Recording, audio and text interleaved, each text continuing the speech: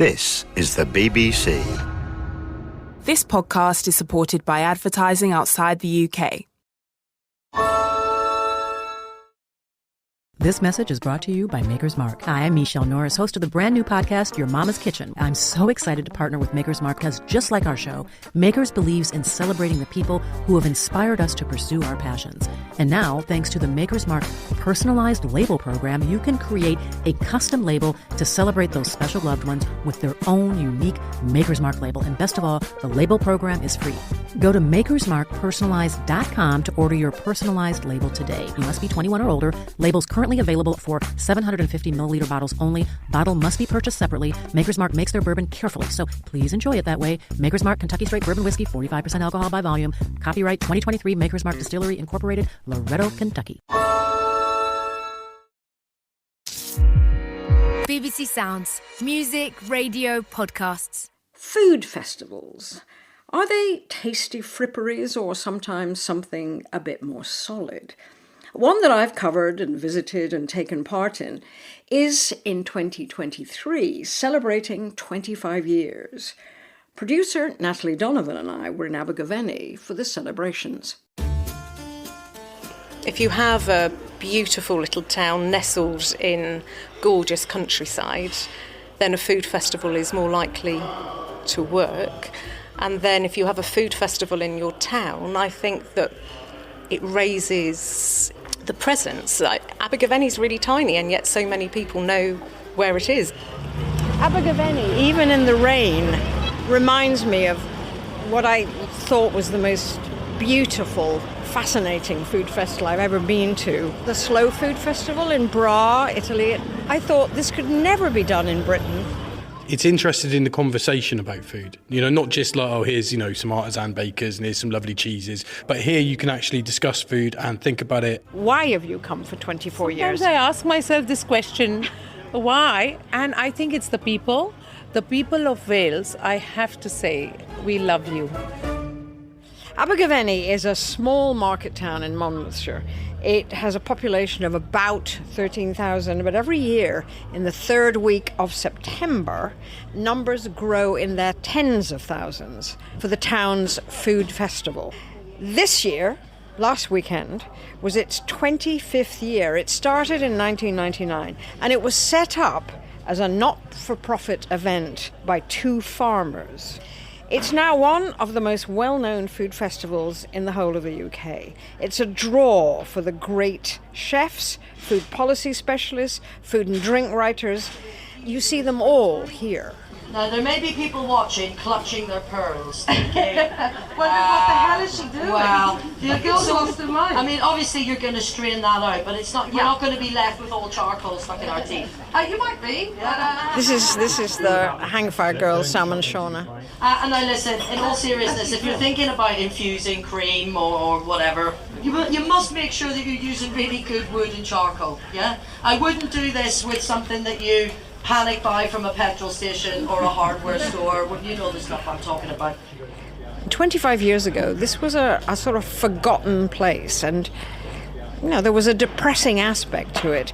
But it has now become a destination for those who enjoy good food.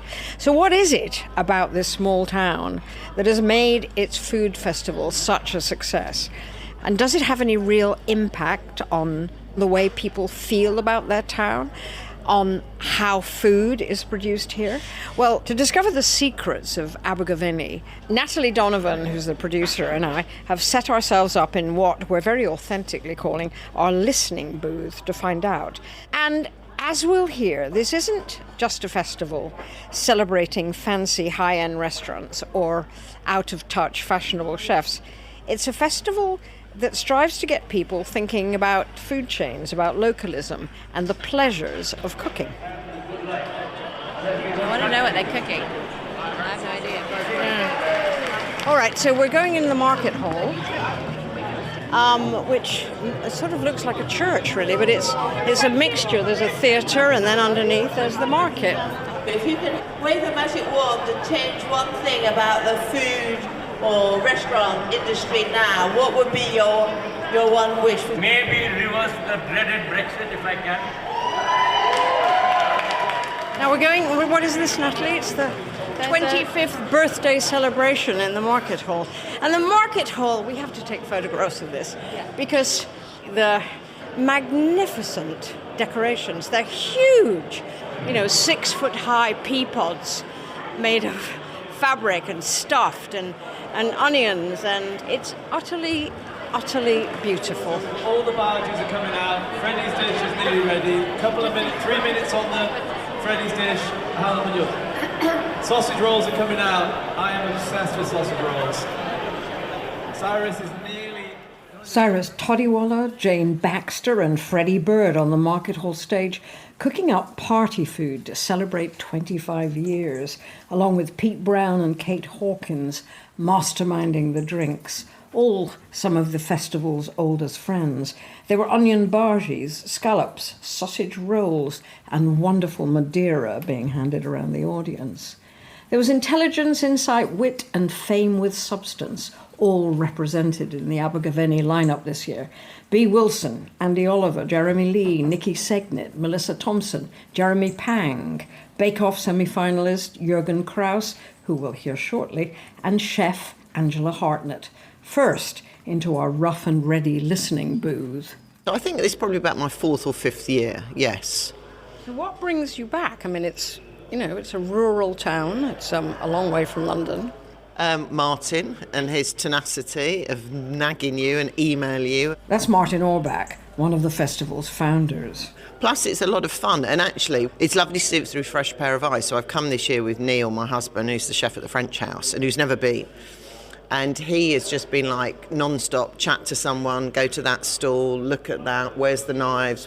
And what I think makes Abergavenny amazing is it is so local.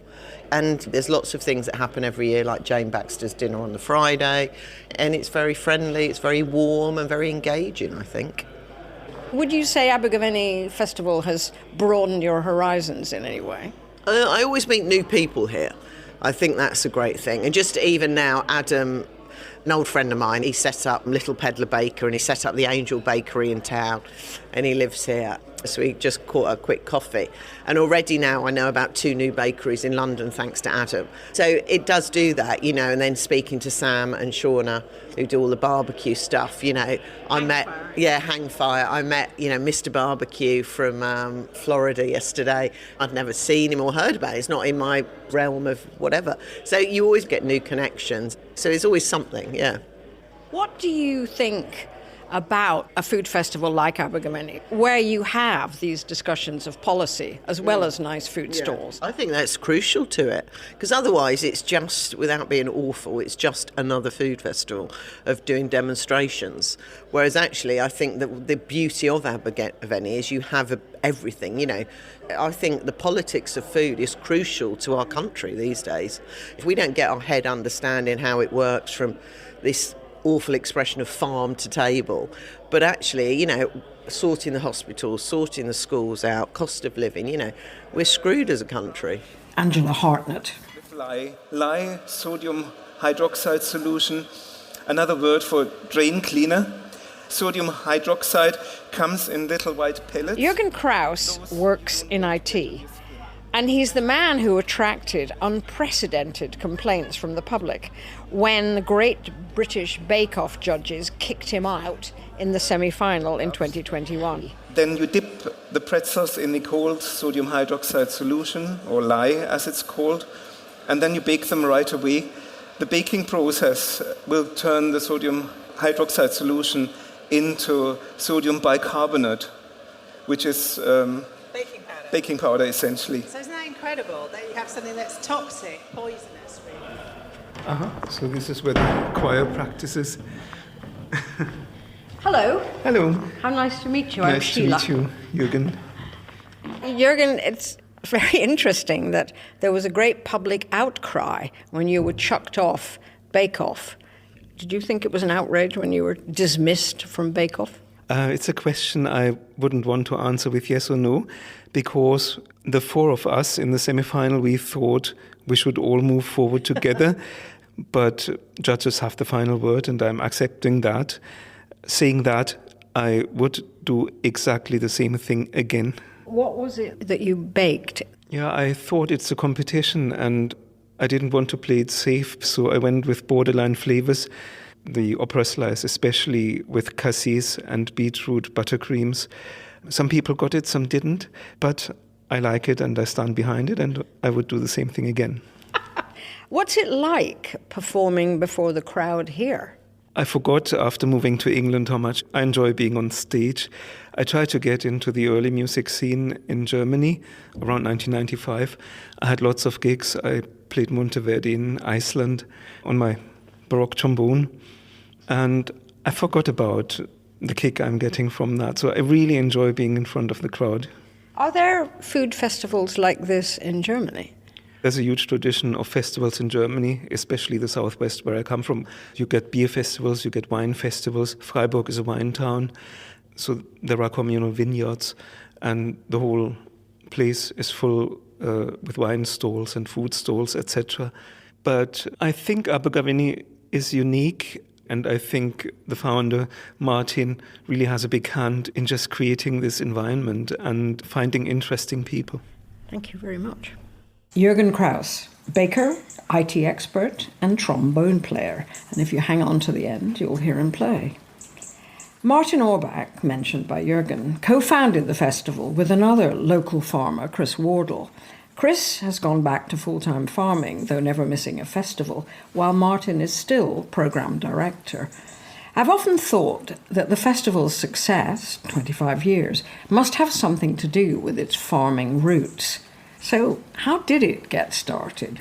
It was sort of around the time of BSE. Chris and I were both farming among small-scale livestock farmers, beef and sheep farmers. They were the ones who were really suffering from BSE because their beef wasn't being bought. But BSE was never a problem among those kinds of farmers. It was a dairy problem, if anything, you know. We had this idea of bringing together the kind of artisan market with discussion and stuff about what's going on in the world of farming, in the world of food, in the world of agriculture. And also an element of celebration, of celebrating the good stuff that gets done and the fact that we all get fed, which is a miracle, really. Chris, what did you think? The other thing was in time also to help Abergavenny put it on the map, a place where people could come and enjoy good food and hospitality and help the local community and the economy as well. And what we wanted to do was to bring people to a place where there were people who knew their agriculture, people who knew their food, people who knew their environment, who would talk about the stuff they knew about and let people try and understand more by meeting people on the ground. And that's been a very important principle of the way the festival's been programmed over the years. We've never wanted to say to people, this is the right thing to do with your food, don't eat this, eat that. You know, we've wanted to be a kind of place and a platform where people with expertise in every section of the food chain can talk about what they do.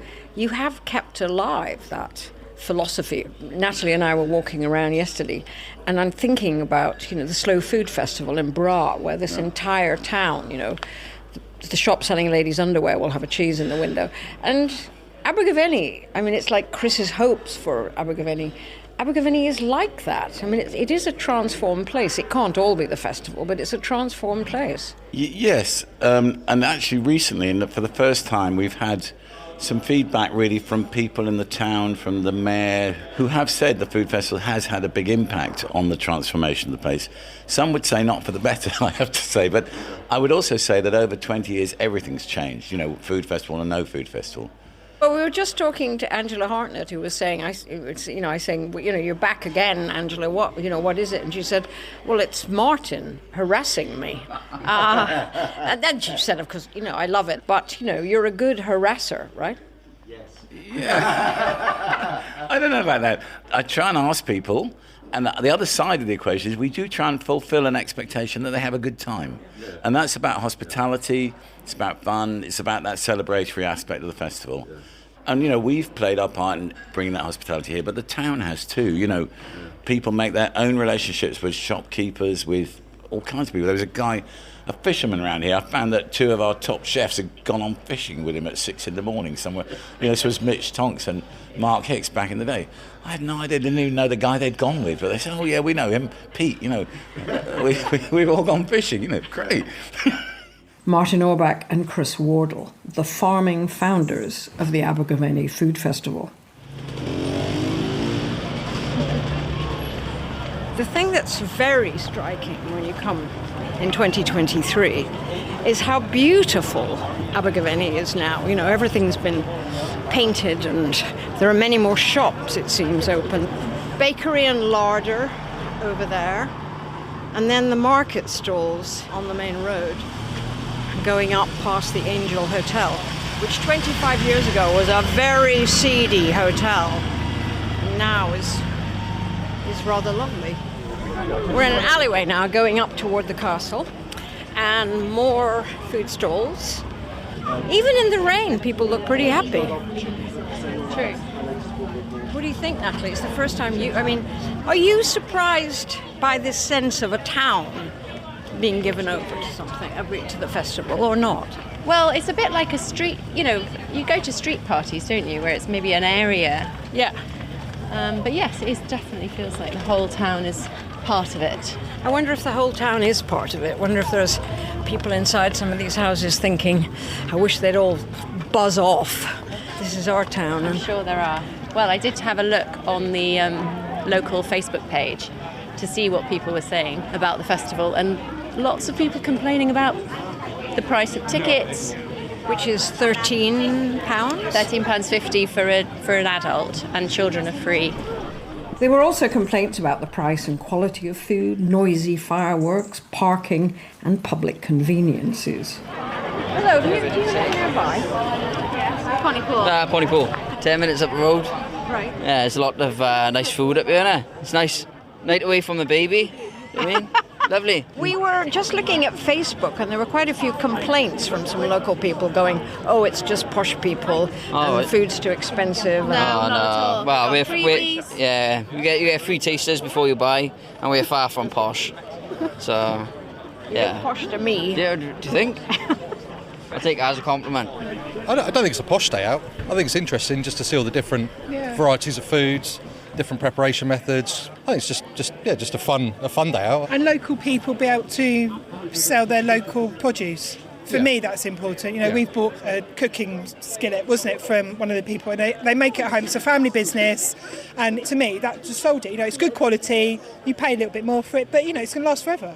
I'd rather buy that than go and buy something in Sainsbury's. Something mass-produced. Yeah. I mean, we're all about sourcing and supporting local business. Thank you. Now this is mind-boggling. These are the grounds of the castle. There are just food stalls a go-go. When you normally visit a castle, it's normally, 10, 15 people wandering around looking at ruins. But this is Whereas a couple of thousand. Yeah, it's lovely. It's like what castles would have been like. Really busy. Yeah. All right, we're getting near where we're going, which is to hear a presentation about the hospitality industry.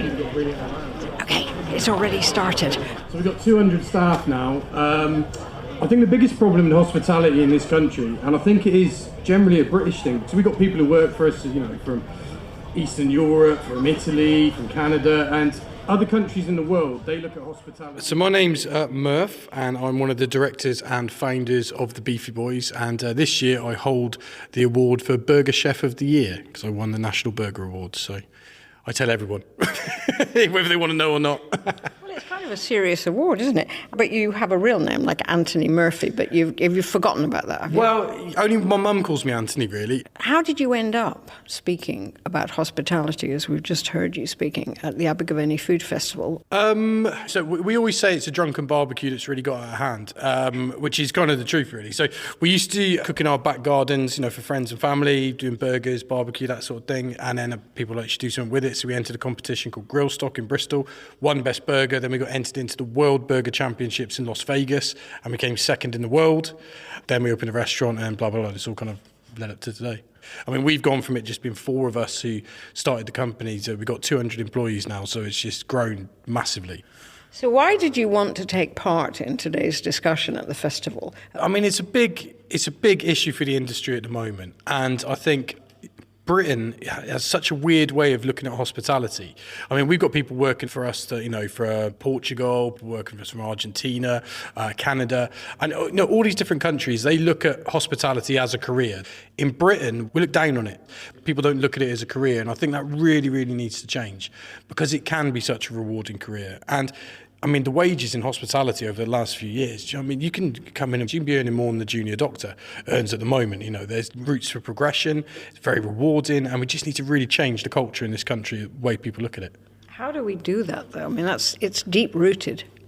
I don't know, it's such a bizarre thing because we know that it's a worthwhile thing, but it just seems ingrained in this country that you don't look at it as a viable career. So I think with everything that's going to happen in the next few years with the rise of AI and all that sort of stuff, a sector which is actually probably, hardwired in to be okay through that is hospitality, because nobody wants a robot or a computer cooking their dinner, and nobody wants to go to a restaurant and be served by, an inanimate artificial intelligence interface. You're there, for hospitality, aren't you? There to meet people and chat and, have that fun experience. So I do think when people are now looking at, what sort of career should I look at for the next 10 years, to me, hospitality is that's a safe bet. Those jobs are going to be secure. There's often criticism or a kind of rather sneering attitude to food festivals, that they're sort of fripperies. They're a weekend out, they're fun, but they're not significant.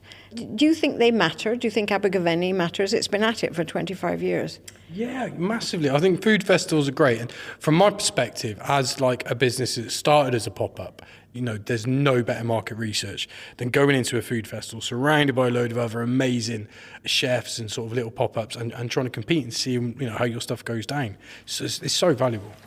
Anthony Murph, from the Beefy Boys. Back with the organisers, I asked outgoing Chief Executive Kim Waters for his thoughts on 25 years and still drawing in the crowds. Well, 10 years into the festival, it was growing rapidly.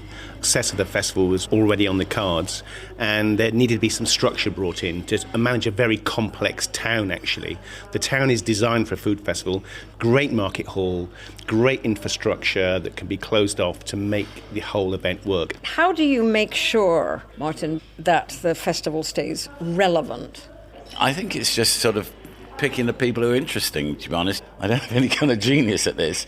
I mean, it's no secret I work closely with publishers. I look at what people are writing. I do feel I'm getting quite long in the tooth as well. I'm quite keen on encouraging some younger programmers, and we have got this local and vocal tent now, which is very much based on the smaller scale local people who are doing interesting things in food. And also, I think one of the key things too, and for me it's really important, the debates that we have. Every time I go to the Dome, to the debates, I look at the audience and just see how engaged they are with what's being talked about. We had one last year to do with the whole chicken Armageddon on the River Wye. And yeah, it was fantastic. Really high quality understanding, discussion, debate from farmers as well as the companies themselves. And everybody walked away a little bit more knowledgeable, to make some better decisions. Kim Waters, the outgoing Chief Executive of the Abergavenny Food Festival with co-founder Martin Orbach. So who's next in our slightly echoey listening booth? I'm Bettina Reeves, and I'm the designer and maker of the food festival decorations, along with many volunteers who helped me make them. It's one of the great marks of the Abergavenny Food Festival right from the beginning was that it was theatrically designed, all these beautiful animals and plants and so on. How did that happen? It's a rare thing. I'd never seen it before. No. Well, friends of mine, Chris Wardle and Tessa Turner, were two of the founders of the food festival. They said, we want the market hall decorated, and theatre designer seemed a good person to start. The first year I did it all by myself, made huge corn dolly type suns. And then after that, it became a sort of community project where I got volunteers to help me make the things. We do everything in 3 weeks. It's intense and it's very enjoyable. Several of them are retired and not used to working long days, but they seem to enjoy it. So these are people in the town? Yes, yeah, and from nearby, yes. What do you make of this festival? I mean, you've lived with it for 25 years. Well, I think it's a wonderful thing for Abergavenny. I like the fact that it's about ideas. So it makes you think, as well as having a lovely time. And you're someone who lives in the town. I mean, you've lived here a long time. Yeah. Well, I know it sort of divides some people. Some people feel a bit miffed that they have to pay to come into their market hall. But, you have to pay to go to any festival. It must cost a lot to put on. And I think it's been great for Abergavenny. It wasn't a foodie town at all. It's become a bit better, It's still not perfect, but there are more places to eat. There's about 40 places to have coffee. It's probably too many. Set designer and maker Bettina Reeves. What's striking is how, after 25 years, the festival is still being run by many of the same people who set it up, as well as a younger generation of locals. Some of them have been taking tickets, washing up, working in all sorts of roles every September since they were at school. It's a festival that seems to thrive on local ambition. Rachel Watson used to be a GP in the town. Now she's a baker, teaching baking at the Abergavenny Bakery Cooking School that she set up. When I first opened the cookery school, I was asked to do a demonstration on the market hall stage. It was a real vindication of my decision. This year has been particularly lovely because I've invited local guest chefs to demo in the cookery school. So, do you know Franco Terruccio, who founded the Walnut Tree? So he's doing a demo with me, and so I've got to know Franco and his wife. I mean, what luck is that, to be included in their lives? Franco Terruccio is culinary history, or modern culinary history in Britain, really. I mean, if you think about the Walnut Tree, it was Elizabeth David's favourite restaurant, and just extraordinary, the standards of cooking that were going on outside this little town, maybe even 50 years ago. 1960s. Yeah. Yes, the 1960s. I mean, he said he could... That's 63 years ago. Yeah. He said back then the only place you could really get olive oil was in the chemist, where they sold it in tiny little bottles if you had impacted earwax. So he must have been such an enigma to have done what he did in that time. Incredible. We wait for the meringue to be done. As you know, my name is Franco. I'm a blood Italian, as the Welsh people say, so I'm still in Italy. And I live up the road. And so it's called the so-called the Italian brunch. In this occasion, we're going to have some salami and parma ham. And for vegetarian, we have tomato concassé with capers and so on. So all that is... I think it's interesting, actually, because, of course, Franco was in right at the beginning as a friend of the founders, Martin Orbach and Chris Wardle. And, I mean, there's Franco, who understands good farming, how it feeds into good cooking. I guess we've overlooked the role of Franco in what a success this festival has been for 25 years.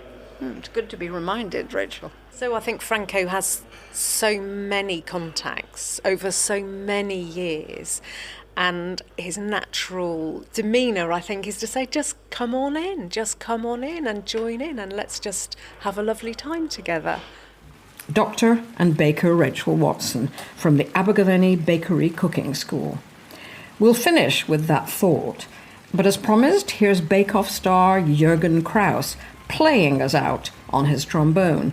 A phone recording, so it's not great, but part of an impromptu musical interlude for the crowds in the castle, along with Little Rumba, a band from the Welsh Marches.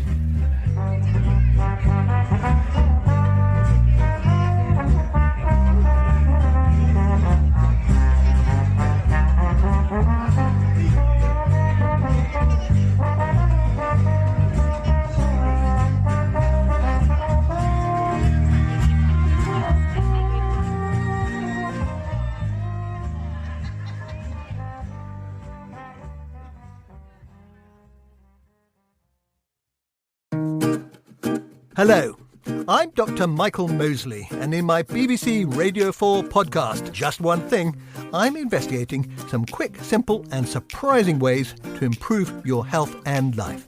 Which will you try? Maybe a cup of tea to help your heart health, or breathing through your nose to fight off infection. How about a walk on a rainy day to boost your immune system? So, to benefit your brain and body in ways you might not expect, here's just one thing you can do right now. Subscribe to the podcast on BBC Sounds.